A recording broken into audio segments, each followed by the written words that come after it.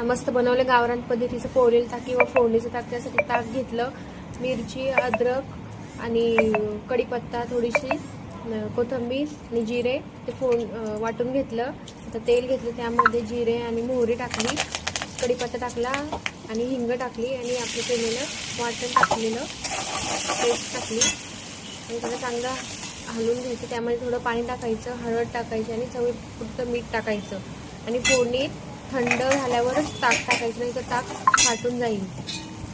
ही पोळलेलं ताक हे खूप गावाकडे खूप बनवतात दुपारच्या जेवणाला शेतामध्ये.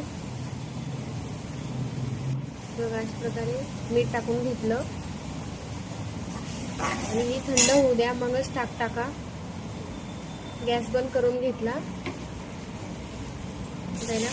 अर्धा तास 15-20 मिनिटात थंड होऊन जाते किंवा 10 मिनिटात पण थंड झाली तरी ताक टाकू शकता.